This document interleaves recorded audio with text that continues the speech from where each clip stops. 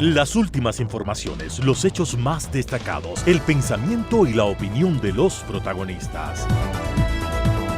Opinión y noticia, el periodismo para todos, es posible con la independencia y ética del comunicador. En Sucesos, las noticias y las voces de quienes las hicieron o son parte de ellas. Lo del país y del mundo, política y economía, lo social y del arte, el deporte, lo que usted espera saber cada semana. Opinión y noticia, porque interpretar y hacer entender lo que sucede es la razón de ser del periodismo. Con la conducción de Félix Narváez, empezamos.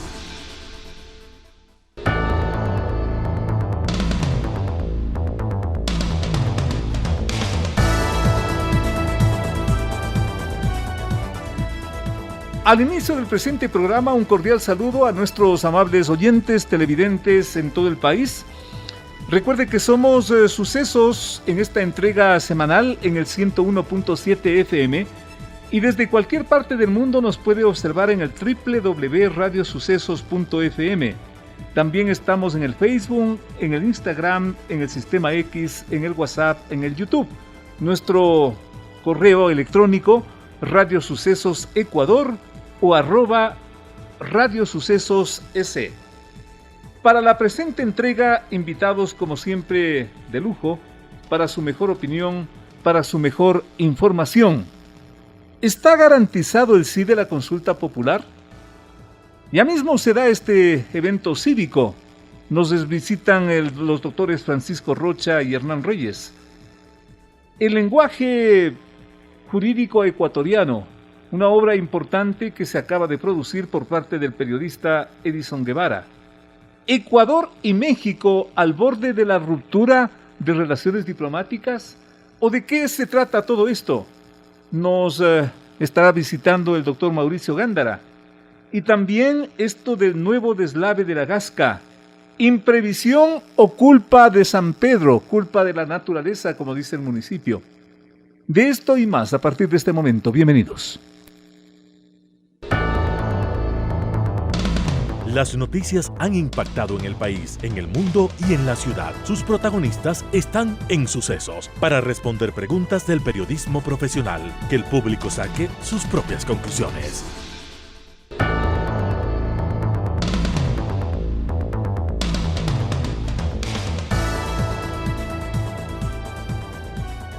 México terminó otorgando asilo político al ex vicepresidente Jorge Glass.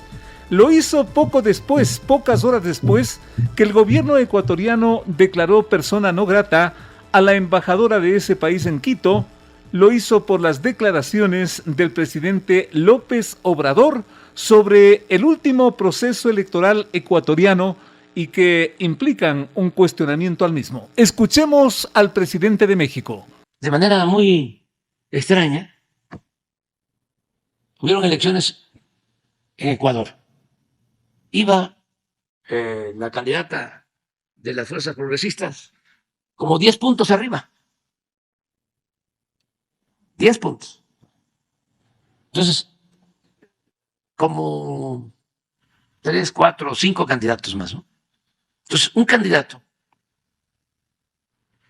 que habla mal de la candidata que va arriba, de repente es asesinado.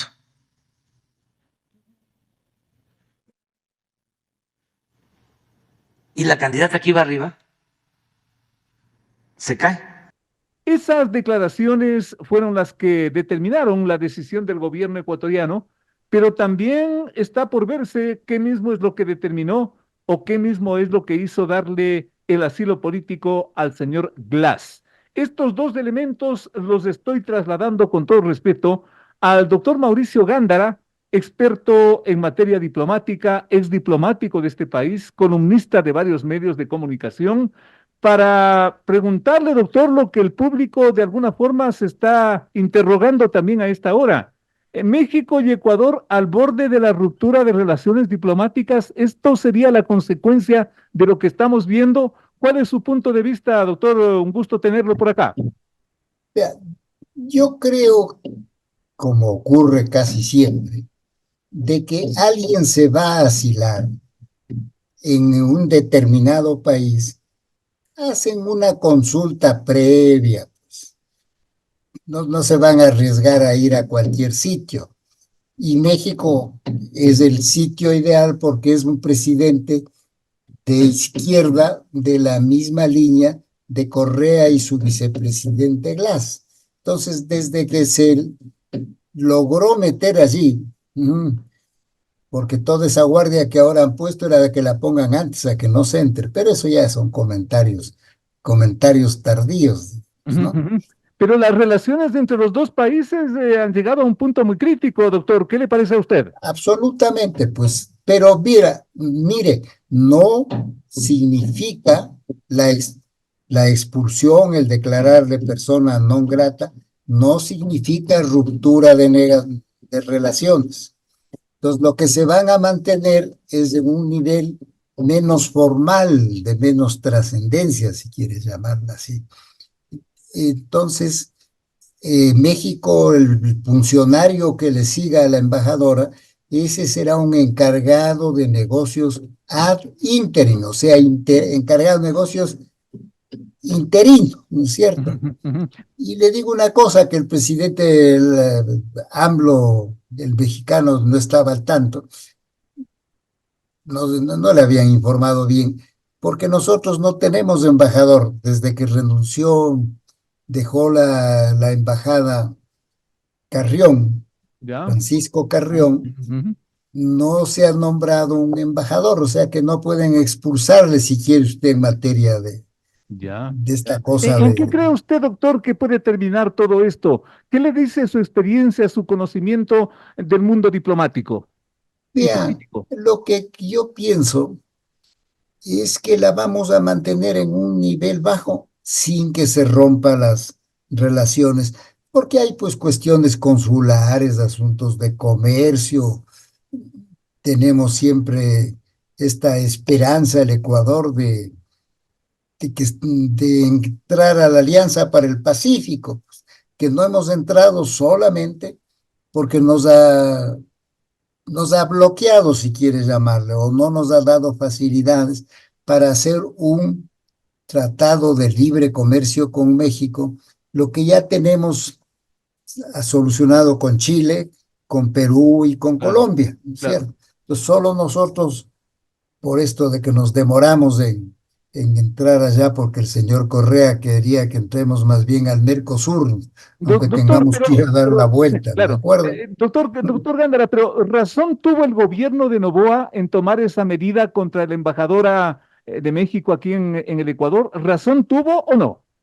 Es proporcional, porque lo que hizo AMLO ayer era para buscar un rompimiento e intervino a comentar asuntos internos del Ecuador, lo que le está prohibido en la relación, en una cuestión no escrita, pero no se debe intervenir en los asuntos del otro país, y con 6 meses de retraso, esas cuestiones, se refirió a la campaña del Ecuador, pues, y hablar de que le han hecho perder a la candidata de Claro, Correa, no, y por eso mismo, lo cual resulta un absurdo, le asesinaron a Fernando Villavicencio, mezcló una serie de dislates, pues, pero con el propósito de interferir y provocar una reacción. Por eso es que yo ayer, el único en el país, ayer dije que esa intervención de AMLO era para deslegitimar al gobierno del Ecuador, al deslegitimar las elecciones anteriores, y que lo que buscaba es crear una atmósfera para justificar el asilo a un delincuente condenado por las Cortes del Ecuador, al ex vicepresidente Glass. Entonces, vea, yo dije eso anoche, a las 10, 11 ya, de la ya. noche, Ujú, ujú. hice circular esa cuestión que algunos me comentaron, me acuerdo Talía Flores anoche mismo me comentaba que alguna razón debe tener, pues, AMLO para hacer eso. Y entonces, y eso dije yo anoche, y hoy a las 10, 11 de la mañana ya nos enteramos que le habían concedido la calidad de asilado a Glass. Que venga después, si el Ecuador le da o no le da el salvoconducto. Teóricamente debería darle, pero en el estado de descomposición de la relación puede entenderse muy bien y creo que no le darán el salvoconducto, al menos en un breve tiempo.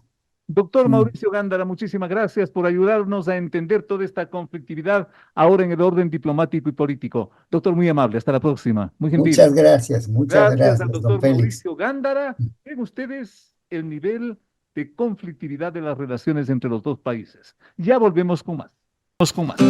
Entrevistas importantes que tú quieres escuchar. La mejor información, la más grande opinión. Periodismo de verdad. Con Félix Narváez.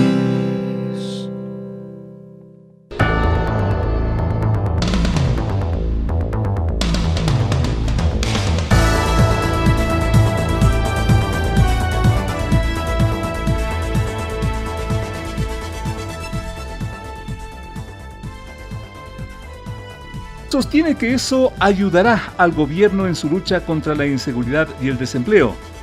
Varios sectores comparten esa apuesta de Noboa, aunque desde niveles que se consideran oposición radical ofrecen su rechazo. Históricamente, las consultas han sido una suerte de medidor de la popularidad presidencial, pero la actual está rodeada de otros factores y elementos aparentemente nuevos y alarmantes, como la inseguridad, el crimen organizado, el narcotráfico, todo eso que la gente comenta. Además, desde luego, la corrupción llevada a niveles a ratos demenciales, no solo por ser casi un problema diario, sino por la cantidad de actores políticos, jueces, exjueces, abogados, autoridades, comunicadores y hasta modelos de televisión. Un panorama alarmante y complejo donde la ministra fiscal brilla como la, por una parte, más querida y admirada por unos, por otro lado, la más odiada y cuestionada por otros, entre quienes, por ejemplo, el exasambleísta Ronnie Aliaga destaca por su sorpresivo y polémico contraataque contra la ministra fiscal. Señora fiscal Diana Salazar, como ya se lo dije, haga con su celular y sus cuentas de redes sociales lo que le plazca. Nuestras conversaciones y todo lo que compartía conmigo se encuentra respaldado, periciado y corroborado en el informe forense de una empresa acreditada para ello en los Estados Unidos. Le anticipo que para responderle a quienes sí les interesa la lucha contra la corrupción, no les servirá decir que van por usted los prófugos, o el respaldo de unos pocos mediocres que quieren presentarla como la adalid de la transparencia, cuando en efecto, y demuestran nuestras conversaciones, es todo lo contrario. Vale anotar que el exasambleísta Aliaga habla desde la clandestinidad, dado que tiene una orden de detención por estar entre los principales procesados por el caso Metástasis. Aliaga aparece como un operador político de quien en vida fue el famoso narcotraficante Leandro Norero.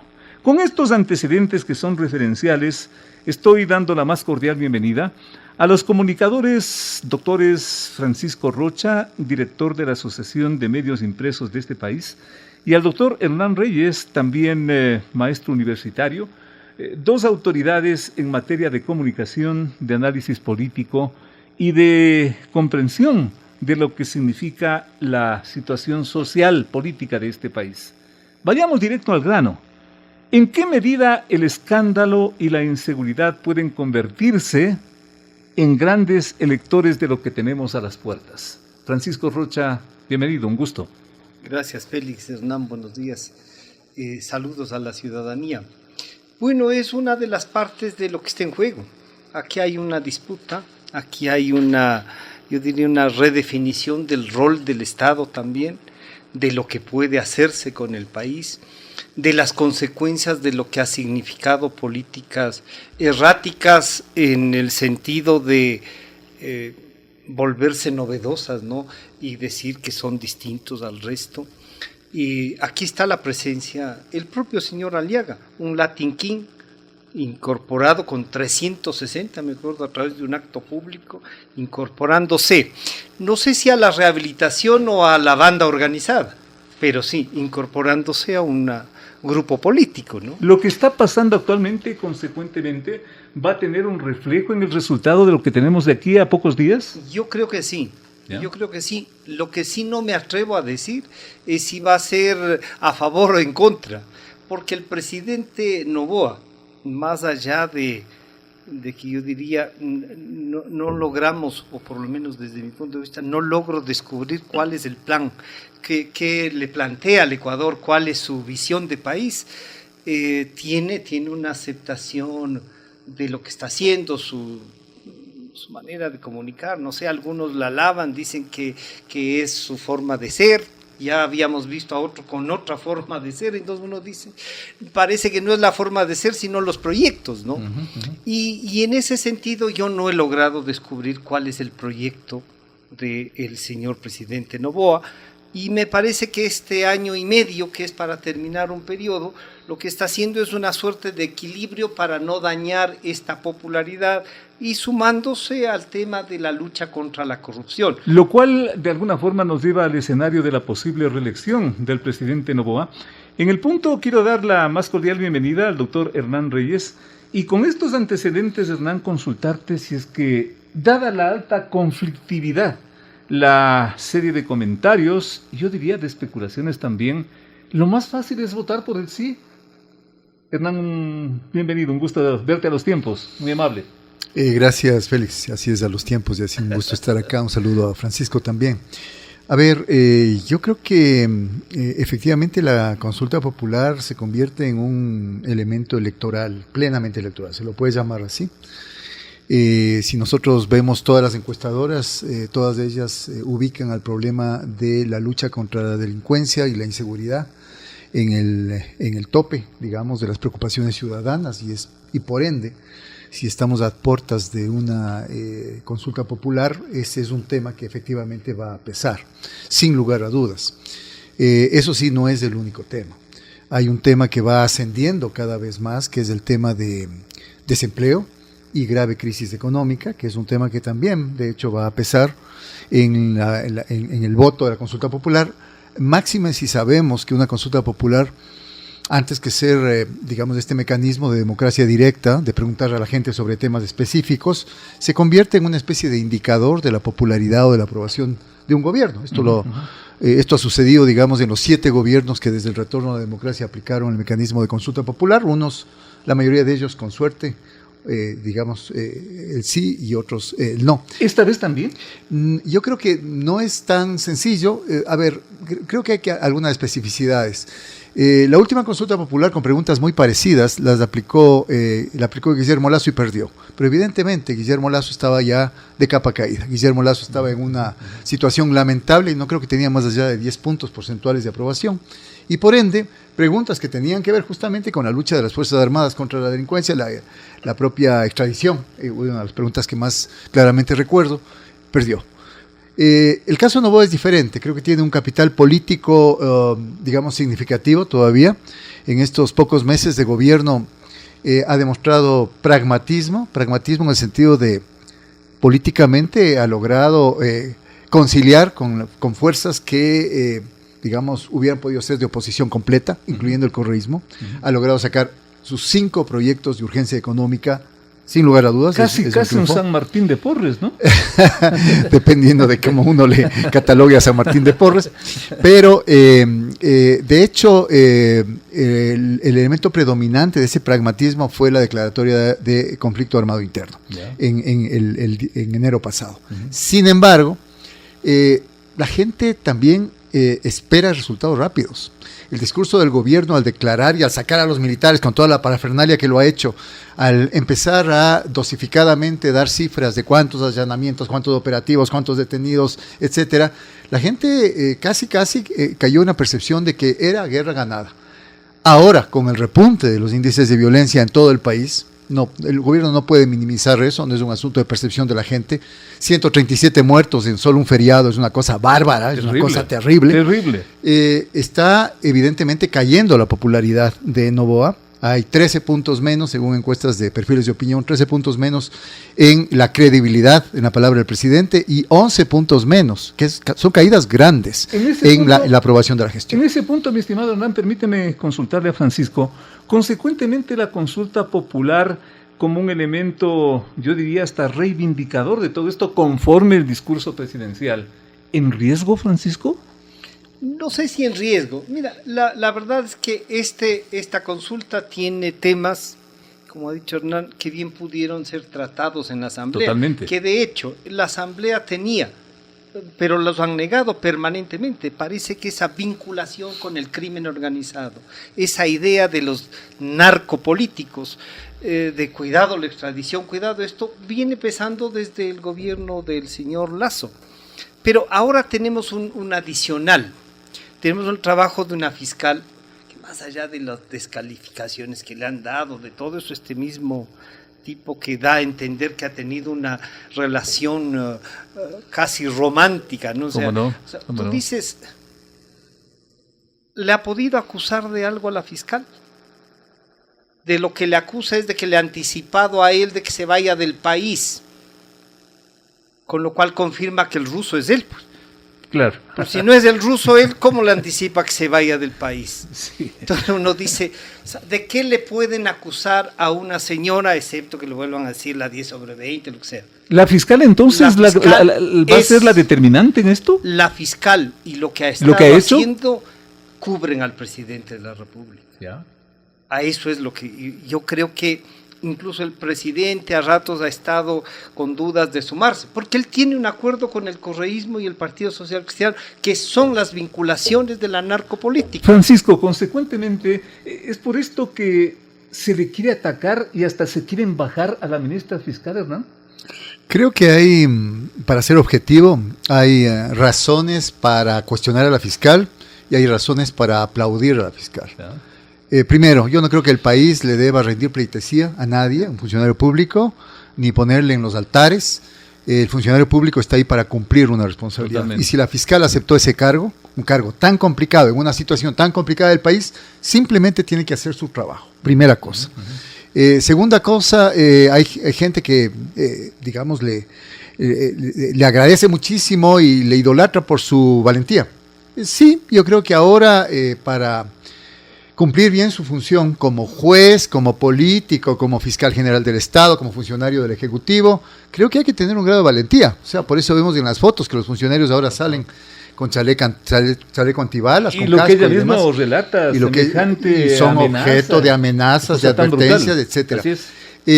Entonces, sí, se podría decir la fiscal es una mujer valiente. Sí, creo que hay mucha gente valiente en ese país. ¿Y lo malo? Lo malo, creo que la fiscal actúa muy selectivamente. ¿Ya? Creo que la fiscal se ha demorado muchísimo en algunos casos que son sumamente importantes para el país. Yo sigo esperando del caso Encuentro algún despliegue noticioso tan grande. Llevamos más de un año con ese caso desde que se denunció. Yo espero de la fiscal menos mediatización de los procesos judiciales y más trabajo siguiendo el debido proceso. Que la fiscal haya puesto, digamos, para que cualquiera acceda a los chats con traducciones ya y con la interpretación de quién es cada personaje de los chats, a mí me preocupa. Me preocupa porque ya, como lo han dicho algunos abogados, inclusive, lo que se está haciendo es dando eso a la opinión pública para que sea la opinión pública quien juzgue, pero corriéndose el riesgo inclusive de que un momento determinado, al no actuar con el debido proceso, se anulen determinados procesos que son fundamentales en la lucha contra la corrupción. Hay casos y hay personajes cubiertos por la fiscal. No me cabe duda que Guillermo Lasso no lo ha topado. A Moreno, a Lenín Moreno, le da unas atribuciones y le hace unos favores, le paga unos favores o qué sé yo, abiertamente. Y de hecho, esta relación que aparentemente tiene con el señor Aliaga, que me parece que es un político repudiable. Yo creo que Aliaga es repudiable en muchos sentidos de la palabra. Tan repudiable que puede inventar todo esto y lograr afectar la imagen de la fiscal. Ese es un tema de discusión. ¿Ya? Él está utilizando exactamente la misma estrategia que la fiscal ha utilizado para el caso Metástasis, Purga, Plagas y demás. La misma medicina. La misma medicina. Por eso yo decía, el tema no es quién lo hace, el tema es qué efectos puede causar lo que hace una persona, digamos un funcionario judicial, en este caso la fiscal, cuando opera de esta manera. Así que más allá de que se le pueda creer, no se le pueda creer a Aliaga. Yo creo que esto lo que hace es contaminar un caso, contaminar una actuación de la fiscal y de hecho hay intereses políticos, porque también yo creo que la fiscal está con su timing sacando determinados casos a su debido momento, porque la fiscal también teme el enjuiciamiento político de la Asamblea Nacional. Más allá de que nos pongamos a juzgar si es justo o no es justo ese enjuiciamiento político, pero la fiscal también está actuando políticamente.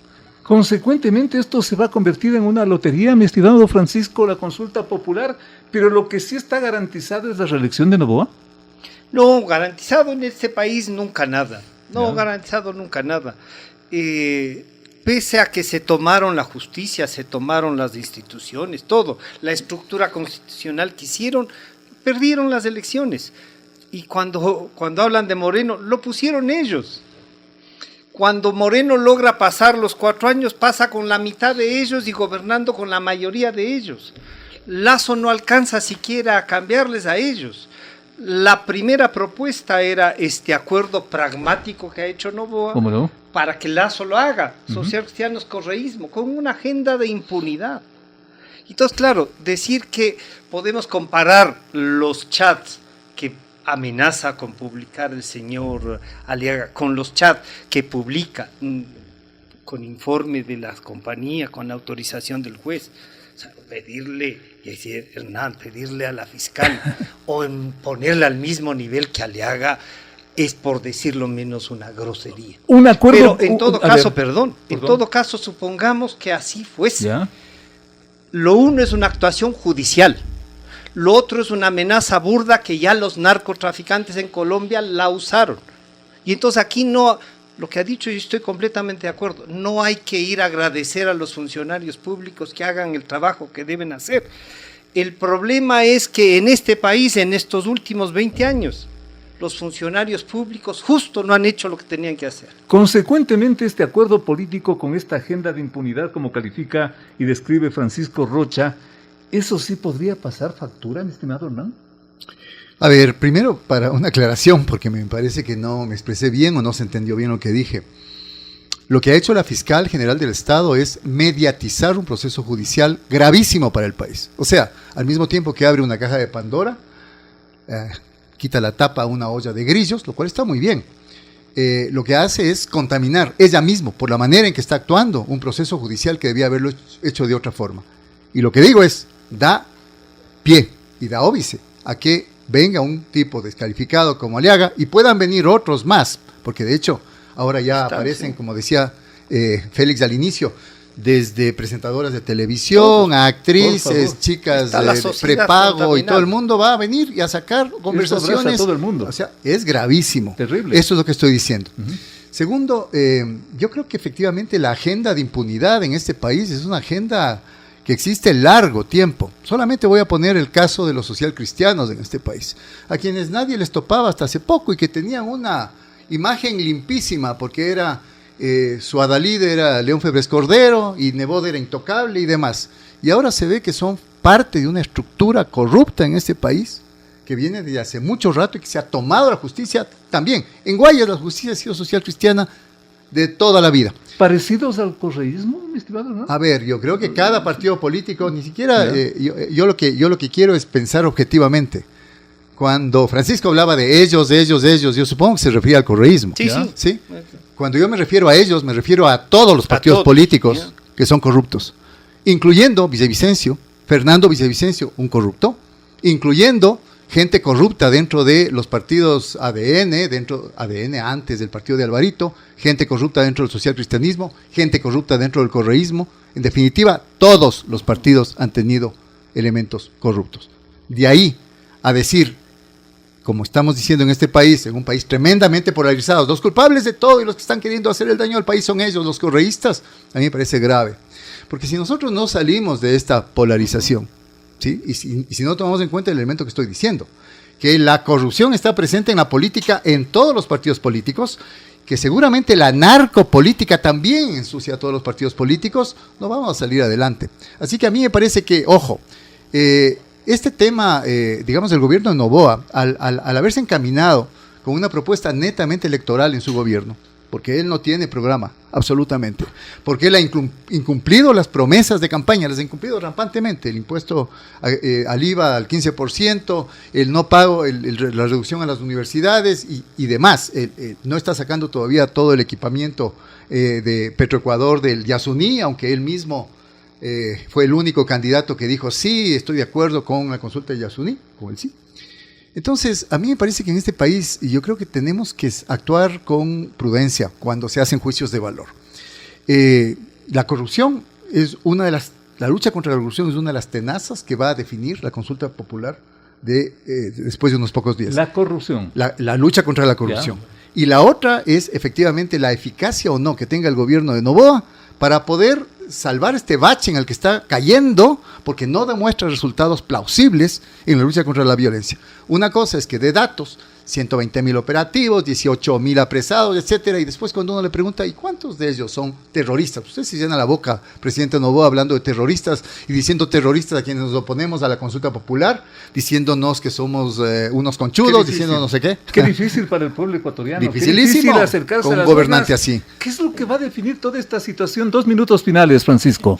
Va a definir el tema de que la ciudadanía entienda que salir del correísmo, y esto no es, claro, a muchos les gustaría que se pase la página. Del correísmo y de todo esto, porque de todo, porque ahora lo que estamos viendo es que este asunto práctico del presidente Noboa al acordar con los dos grupos, que siendo las dos primeras minorías, no tienen una agenda país, sino una agenda particular que nos obliga al resto a decir, oigan, esta agenda de ustedes de impunidad no puede seguir. ¿Qué va a ser lo determinante, Francisco? Lo determinante va a ser en estos días que el presidente pueda demostrar algo más de efectividad en la lucha contra la corrupción. Seguramente a la señora fiscal le vendrán unos ataques más duros y la señora, ya no hay un tema que le puedan decir, ¿por qué se ha olvidado de este tema? Ya está ahí, pero una cosa que no quiero dejar pasar es aquello de que lo corrupto de Fernando Villavicencio. Gracias al trabajo de él, a su trabajo de comunicador y de periodista, es que podemos tener todas estos descubrimientos. Corrupto habría sido cobrar para guardarse eso, o corrupto habría sido estar con ellos y mirar a otro lado. 2 palabras finales. Solamente sobre este último tema, ya veremos qué sigue saliendo en esta olla de grillos. Ya veremos, por ejemplo, quién es el operador o quién fue el operador de Fernando Villavicencio para intentar cobrar $300,000 al ex alcalde y ahora fallecido, Inriago de Manta. Y ya irán saliendo otras cosas. Sí, yo particularmente tengo otra mirada de Villavicencio. Él no era siquiera un periodista, él era alguien que trabajaba información de filtraje desde hace mucho tiempo, y bueno, son simplemente opiniones tuyas y mías, Francisco, y nada más. Lo que sí quiero decir es que... Un minuto final. Un minuto final. La consulta popular es fundamental si es que nosotros no queremos seguir sumidos en un gobierno que no tiene norte. Y decirle no a Noboa en las 11 preguntas, especialmente en 2, la pregunta del trabajo por horas y la pregunta de arbitrajes internacionales, es fundamental para salvaguardar lo poco que nos queda de país. Un lujo de invitados, Francisco Rocha, Hernán Reyes, para que ustedes saquen, como siempre, sus mejores conclusiones. Qué complicado para el pueblo ecuatoriano va a resultar si es que se quiere votar en conciencia de aquí a pocos días. Saque usted las conclusiones. Gracias, realmente gracias a Francisco Rocha y a Hernán Reyes por orientar así al público. En un momento con más. De 8 a 9, con el periodista Félix Narváez, otro aporte de Radio Sucesos a la opinión libre y enterada del oyente.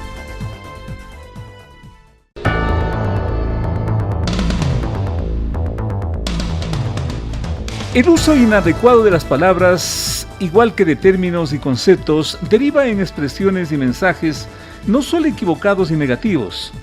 Los efectos de ese problema son impredecibles y mucho más cuando estamos en el campo de la comunicación. Expresiones como aquella casi histórica del expresidente del Congreso Averroes Bucarán, quien dijo en un determinado momento de una sesión que había poco quórum, solo es un pequeño ejemplo, una pequeña muestra de lo que me estoy refiriendo. Desde hace muchos años, testigo de 1000 jornadas del quehacer político de este país, primero como Congreso y actualmente como Asamblea, el doctor Edison Guevara acaba de lanzar un libro que viene a ser un aporte para todo lo que estamos mencionando. El buen uso de los vocablos, de los términos, de los conceptos. Un libro que sin duda merece un espacio, y qué mejor dedicarlo a partir de este momento. Lenguaje jurídico ecuatoriano se denomina esta obra de Edison Guevara, y empecemos por allí.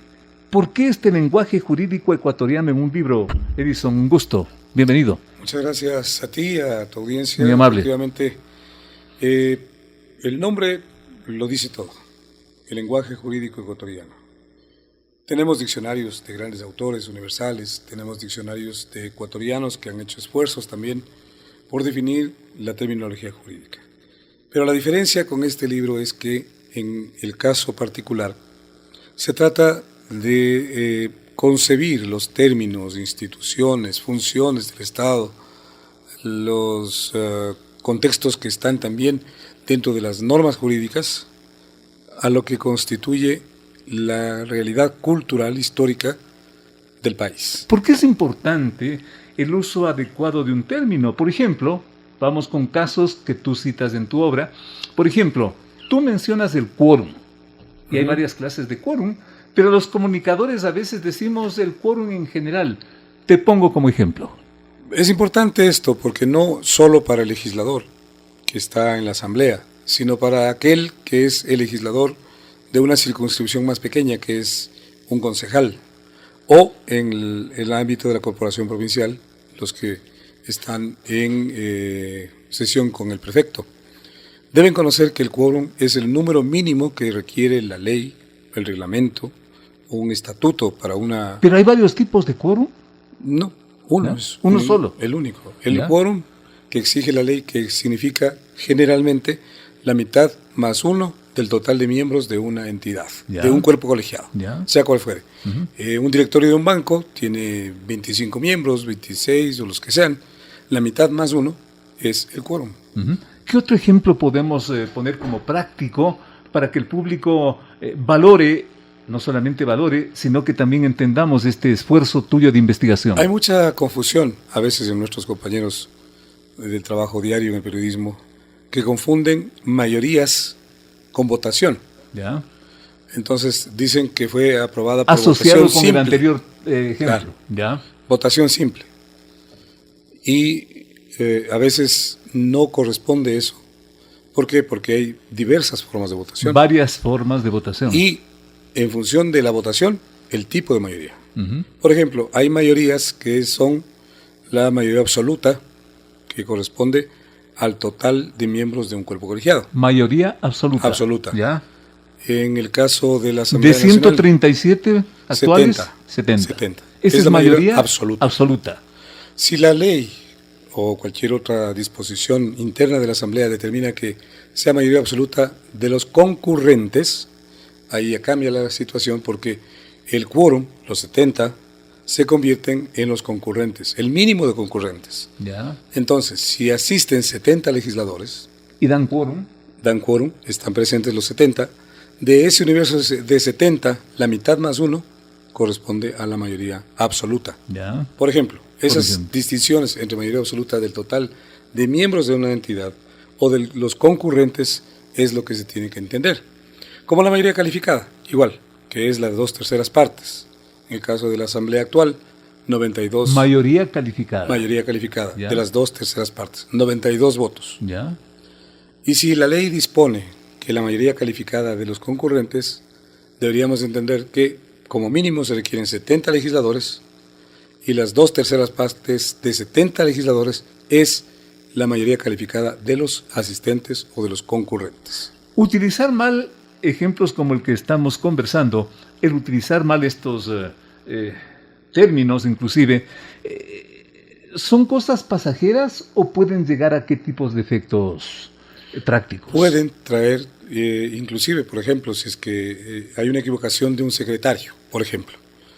El secretario menciona en el acta que se aprobó por mayoría simple. ¿Ya? Y quiere darle esa categoría a una mayoría absoluta, entonces están cometiendo un error. Y eso puede nulitar el acto legislativo. Entonces, por eso es que este libro entiendo yo, y así es como se concibió, es válido para un legislador, es válido para el estudiante de periodismo, de derecho, para el abogado, para el juez. Porque el juez, por ejemplo, al momento de dictar una sentencia, está obligado a revisar la ley, el sentido literal que consta en la ley, está obligado a revisar la jurisprudencia, la doctrina, para tomar una determinación. Y también estudiar desde el punto de vista científico, jurídico, los términos. Términos que te estoy escuchando y que bien vale para que el público, insisto, se oriente. ¿Qué significa jurisprudencia? Tanto se habla. La jurisprudencia es aquella resolución de juez competente que tiene carácter definitiva y ha resuelto un caso. Tu conclusión de todo esto al cabo de una investigación, me supongo, tenaz, porque son una cantidad impresionante de términos que tú imprimes en este libro. Es de varios años, desde que se reformó o mejor dicho, se dictó la nueva Constitución en Montecristi en 2008, fue aprobada mediante referéndum. Empecé antes de aquello ya a recoger algunos términos de la Constitución anterior, de la reforma del 98. Es un trabajo de varios años entonces. Y le fui poniendo en orden alfabético, luego cambiando. Coleccionando ampliando. prácticamente. Primero los términos. Y luego investigando. Cada término desde el punto de vista universal, es decir, cómo los otros autores han definido ese término y cómo se aplica al caso ecuatoriano. Por eso es que yo digo que en este libro se recoge lo que usted y muchos colegas conocemos y que escuchamos en el Pleno, el espíritu de la ley.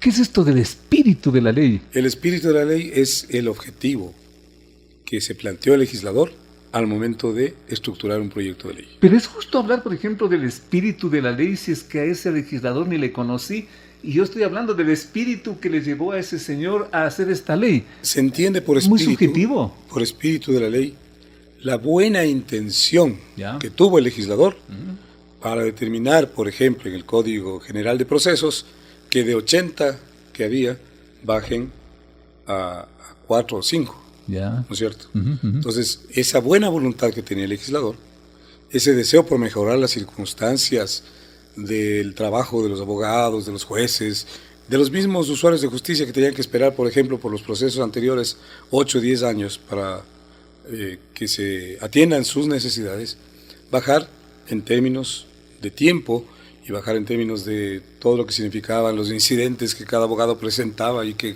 cada vez retrasaban y retrasaban. Entonces, eso es recuperar el espíritu de la ley. Es decir, con qué intención el legislador dijo, bajemos de 80 a 4 o 5 procesos. Qué cosa, Edison, realmente un gusto tenerte por acá y misión cumplida.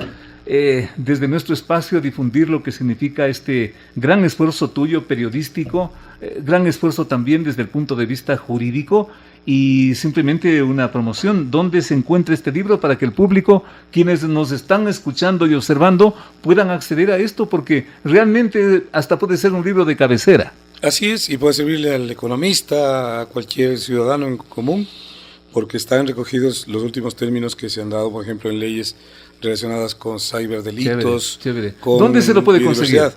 Esto se puede encontrar en la Corporación Ecuatoriana de Publicaciones, Corporación de Estudios y Publicaciones. Esto queda en este sector cercano por el Eloy Alfaro y 10 de agosto más o menos. No me acuerdo este dato.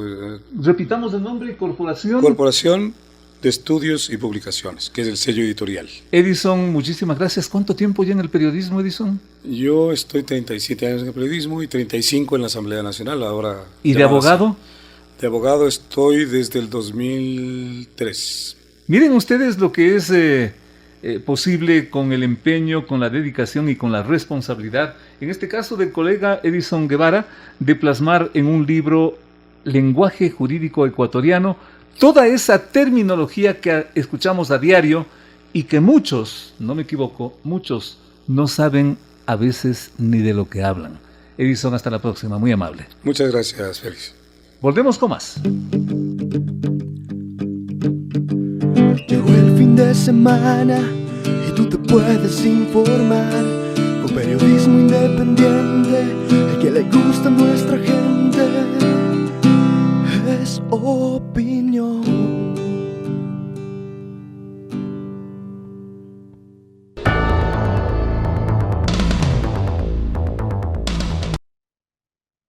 Dos muertos y según varias versiones, simplemente uno según el municipio, que también informa de 20 viviendas dañadas y una veintena asimismo de evacuados, es el saldo negativo de nuevo aluvión que al empezar esta semana se precipitó sobre las calles y viviendas del sector de La Gasca en el noroccidente de Quito.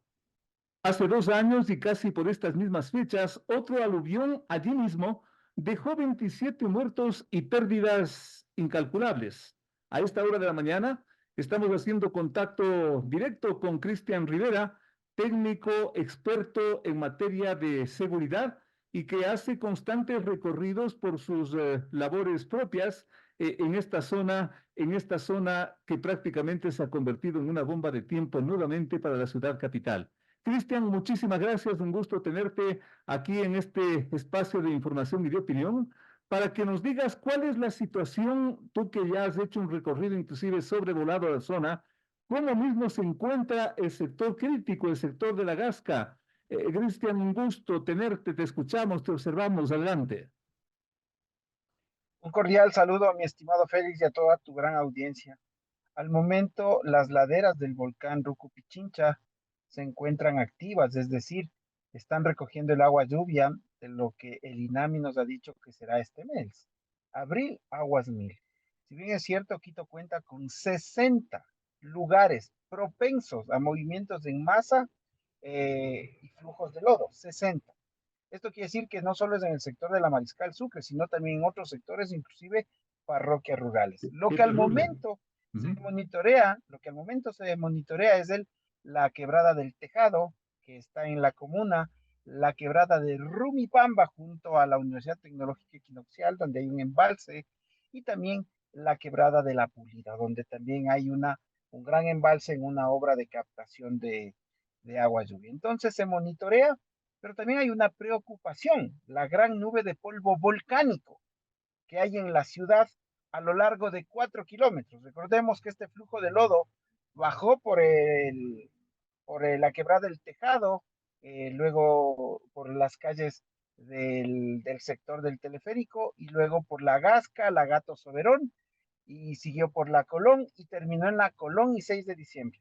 Entonces se han hecho ya estudios y estamos prácticamente en un flujo muy parecido, a un flujo de lodo muy parecido a un flujo volcánico.